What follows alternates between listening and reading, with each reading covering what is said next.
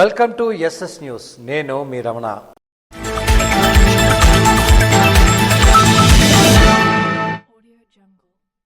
ఐక్యతకు నిదర్శనమే మేడే అని, మేడే ఒక చారిత్రాత్మక చైతన్య దినమని శ్రీకాకుళం ఎమ్మెల్యే గొండు శంకర్ అన్నారు.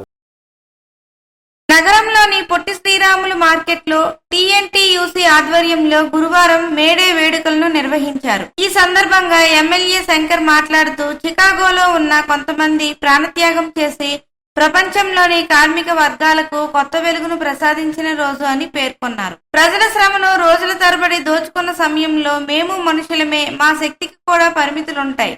ఈ చాకిరీ మేము చేయలేమని పనిముట్లు కింద పడేసి 8 గంటల పనిదినం కోసం పోరాడి చివరకు ప్రాణాలను సైతం తృణప్రాయంగా త్యజించడం కార్మిక వర్గ పోరాట పటిమకు నిదర్శనమని పేర్కొన్నారు. 24 గంటల్లో 8 గంటల పని, 8 గంటల విశ్రాంతి, 8 గంటల రిక్రియేషన్ అన్న పద్ధతిని కార్మికులు పోరాటం ద్వారా సాధించుకున్నారని తెలిపారు. చికాగో పోరాటం కంటే ముందే భారతదేశంలో కలకత్తాలో కార్మికులు నిర్ణీత పని గంటల కోసం హౌరా రైల్వే స్టేషన్ లో 1862లో సమ్మె చేశారని వివరించారు. ఇప్పటికీ దేశంలో అక్కడక్కడ ఈ శ్రమ దోపిడీ కళ్ళకు కట్టినట్లు కనిపిస్తోందని, వివిధ రంగాల్లో విద్యావంతులైన యువత నేడు అధిక శ్రమ దోపిడీకి గురవుతూనే ఉన్నారని తెలిపారు. కార్మిక హక్కుల కోసం పోరాడి విజయం సాధించిన రోజు మే 1న కార్మికులు పండగ రోజు అని తెలిపారు. కార్మికులు హక్కులను కాపాడే కార్యక్రమం కూటమి ప్రభుత్వం, మన నవ్యాంధ్రప్రదేశ్ ముఖ్యమంత్రి నారా చంద్రబాబు నాయుడు చేపడుతున్నారన్నారు. కార్మికుల సమస్యల పరిష్కారం కూటమి ప్రభుత్వం లక్ష్యం అనే ఎమ్మెల్యే గొండు శంకర్ తెలిపారు.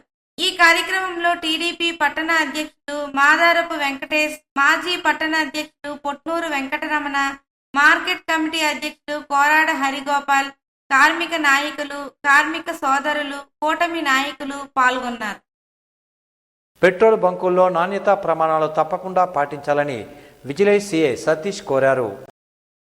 శ్రీకాకుళం జిల్లా నర్సనపేట ఇండియన్ పెట్రోల్ బంకులో గురువారం నాడు విజిలెన్స్ అండ్ ఎన్ఫోర్స్మెంట్ మరియు రెవెన్యూ అధికారులు నాణ్యతా ప్రమాణాలని చెక్ చేశారు.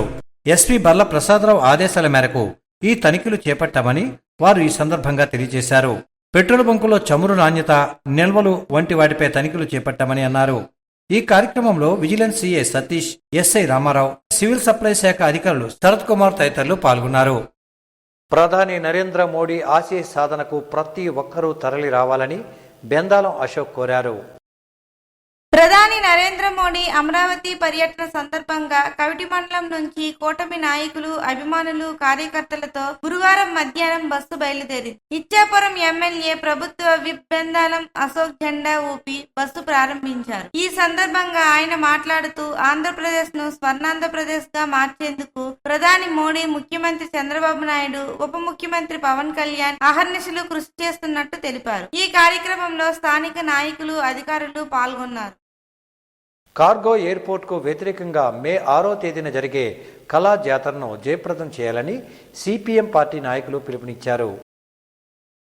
స్థానిక సిఐటియు కార్యాలయం ఆవరణలో బలవంతపు భూసేకరణ ఆపాలని, సముద్ర తీర ప్రాంతాన్ని కార్పొరేట్ కంపెనీలకు కట్టబెట్టొద్దని కోరుతూ పోరాట కమిటీ అధ్యక్షులు కొమరవాసు ఆధ్వర్యంలో మేడే మదన సదస్సు జరిగింది. ఈ సందర్భంగా వారు మాట్లాడుతూ, తరతరాలుగా జీవనం సాగిస్తున్న ప్రజల భూములను కార్పొరేట్ కంపెనీలకు కట్టబెట్టడం, శ్రీకాకుళం జిల్లాకు రక్షణ కవచంగా ఉన్న తీర ప్రాంతంలో లక్షలాది చెట్లు నరికి పర్యావరణానికి ముప్పు తేవడం జిల్లా అభివృద్ధి ఎలా అవుతుందని కేంద్ర పౌర విమానాల శాఖ మంత్రి కింజరాపు రామ్మోహన్ నాయుడిని వారు ఇక్కడ ప్రజలు ఎవరు కార్గో ఎయిర్పోర్ట్ కోరడం లేదని, జిల్లాకు వంశధార రిజర్వాయర్ పూర్తి చేసి చివరి భూముల వరకు 2 పంటలకు నీరు ఇవ్వాలని కోరుతున్నారని వారు అన్నారు.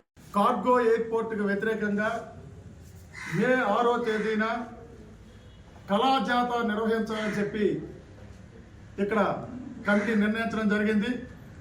ఈ కళాజాతలో అత్యధిక మంది పాల్గొని జయప్రదం చేయాలని చెప్పి మీ ద్వారా పిలుపునిస్తున్నాం.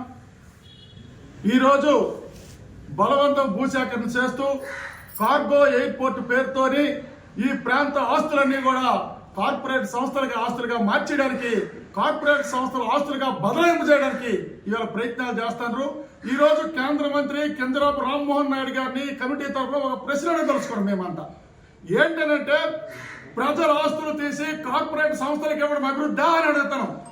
ఈ ప్రాంతంలో అత్యంత కీలకమైనది, ఈవేళ పర్యావరణానికి అత్యంత ఉపయోగంగా ఉండేది. ఈ రోజు సముద్ర తీర ప్రాంతంలో పెద్ద ఎత్తున జీడి మొక్కలు మలాడవల్లాగా ఉన్నాయి. ఈ రోజు కార్గో ఎయిర్పోర్ట్ పేరుతోని లక్షలాది మొక్కల్ని ఈవేళ మీరు నరిగితే ఈవేళ పర్యావరణానికి ఎంత తీవ్రమైన ముప్పు ఏర్పడుతుంది అని మేము ప్రశ్నిస్తాం. అంతేకాదు, ఈ జిల్లా ప్రజలు ఎవరు కార్గో ఎయిర్పోర్ట్ అడగలేదు. ఈ శ్రీకాకుళం జిల్లాకి శివర భూముల వరకు 2 పంటలకు మీరు నీరు ఇవ్వండి, ఓహిందారు రిజర్వాయర్ పూర్తి చేయండి అని చెప్పి అడుగుతాం. ఆ విధంగా మీరు రిజర్వాయర్ పూర్తి చేసి ఈ జిల్లాకి 2 పంటలకు కానీ ఇస్తే సంవత్సరానికి 10,000 కోట్ల రూపాయలు ఆదాయం వస్తుంది. తద్వారా ప్రజల కొనుగోలు శక్తి పెరుగుతుంది. తద్వారా ప్రజలు కొనుగోలు శక్తి పెరగడం ద్వారా అనుబంధ పరిశ్రమలు వస్తాయి. దాని ద్వారా వేలాది మంది, లక్షలాది మందికి ఉపాధి వస్తుంది. మీరు అది ఎందుకు చేయడం లేదు అని మేము అడుగుతున్నాం. కేంద్రంలోనూ రాష్ట్రంలోనూ డబుల్ ఇంజిన్ సర్కారే అధికారంలో ఉందని, నేడు బ్యారేజీ కోసం నోటిఫికేషన్ ఎందుకు వేయడం లేదని కేంద్ర మంత్రిని వారు ప్రశ్నించారు. ఎయిర్పోర్ట్ వస్తే ఉద్యోగాలు వస్తాయని అబద్ధపు ప్రచారాలు చేస్తున్నారని, ఇప్పటికే జిల్లాలో నిర్వాసితులైన ప్రజలకి ఎవరికైనా ఒక్క ఉద్యోగమైనా మీరిచ్చారా అని ప్రశ్నించారు.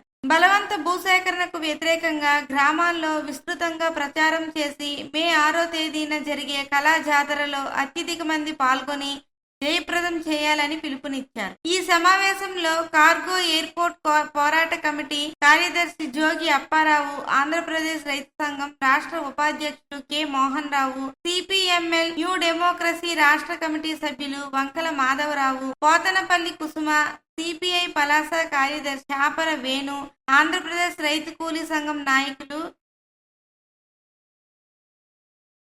ఎన్టీఆర్ భరోసా పెన్షన్ ద్వారా వృద్ధుల జీవితాల్లో వెలుగులు నిండుతున్నాయని పాతపట్నం ఎమ్మెల్యే మావిడి గోవిందరావు అన్నారు.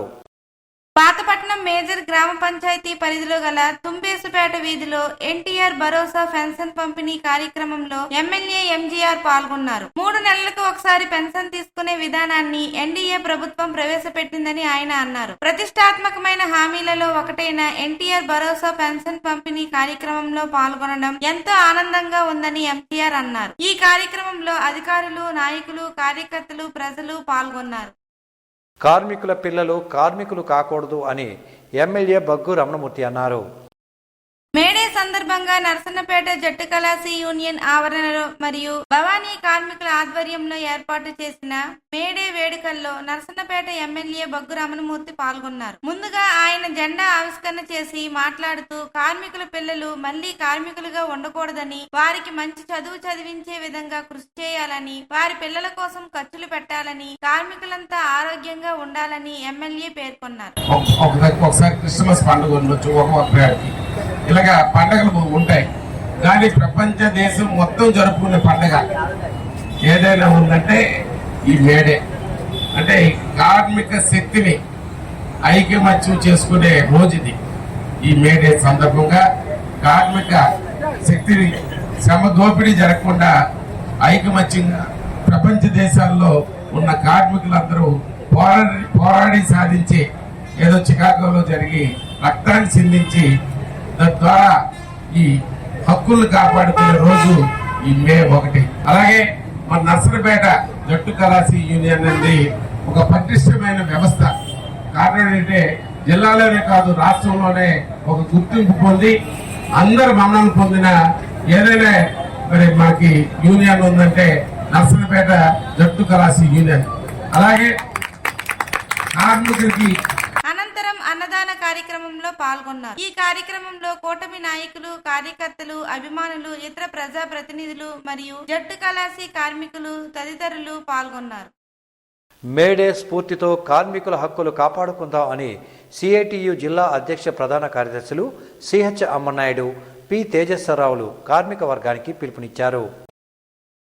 ప్రపంచ కార్మిక దినోత్సవం మేడేను పైడి భీమవరం పారిశ్రామిక ప్రాంతంలో సిఐటియు ఆధ్వర్యంలో స్ఫూర్తివంతంగా నిర్వహించారు. Aurobindo pharma, doctor Reddy's laboratories, క్యాంపిస్టన్స్ ప్లాంట్ 2, ప్రింజ్ ల్యాబొరేటరీస్ పరిశ్రమల వద్ద, పైడి భీమవరం సిఐటియు కార్యాలయం వద్ద రణస్థలంలో మేడే జెండాలు ఆవిష్కరణ చేసి సభలు నిర్వహించారు. ఈ సందర్భంగా వారు మాట్లాడుతూ మేడే స్ఫూర్తితో కార్మిక హక్కుల రక్షణ కొరకు, కార్మిక వ్యతిరేక లేబర్ కోడ్లు రద్దు కొరకు పోరాడాలని పిలుపునిచ్చారు. పారిశ్రామీకరణ తొలి రోజులో కార్మికులు రోజుకు 16 గంటలు పనిచేసేవారని, 8 గంటల పనిదినం కోసం పెద్ద ఎత్తున జరిగిన పోరాటాలు ఫలితంగా 8 గంటల పనిదినం వచ్చిందని అన్నారు. రక్త తర్పణంతో ప్రాణాలు అర్పించి హక్కులు సాధించుకున్న రోజు మేడేను ఒక దీక్షా దినంగా అమరవీరుల సంస్మరణలో స్ఫూర్తిదాయకంగా జరుపుతున్నామని అన్నారు. ఇది ఏమాత్రం సహించని కేంద్రంలో అధికారం చెలాయిస్తున్న పాలక వర్గం మేడే చరిత్రను చెరిపేయాలని చూస్తోందని అన్నారు.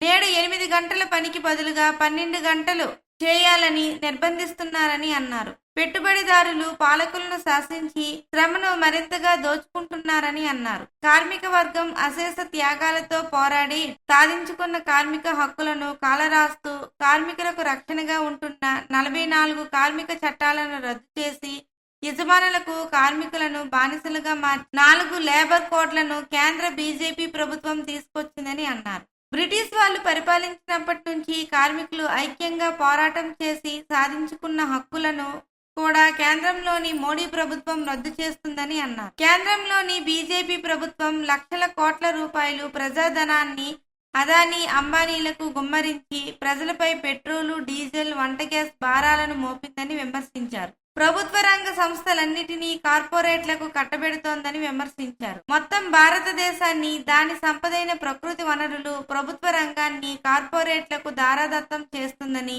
సంపద సృష్టికర్తలైన కార్మికులు, రైతులను స్వదేశీ, విదేశీ కార్పొరేట్లకు తాకట్టు పెడుతోందని విమర్శించారు. కార్మికులు, శ్రమజీవులు పోరాడి సాధించుకున్న హక్కుల మీద పెట్టుబడి చేస్తున్న దాడికి వ్యతిరేకంగా ఐక్యంగా పోరాడాలని, కార్మిక వర్గాన్ని, ప్రజలను విభజించే ప్రయత్నాలను ఐక్యంగా ఓడించాలని కోరారు. ఈ కార్యక్రమంలో డాక్టర్ రెడ్డిస్ ల్యాబొరేటరీస్ మరియు శ్యాంక్రంగ్ పిస్టన్ అండ్ రింగ్స్ ప్లాంట్ 2 వద్ద జరిగిన మేడే జెండా ఆవిష్కరణ ప్రదర్శన సభలో doctor Reddy's laboratories workers union అధ్యక్ష ప్రధాన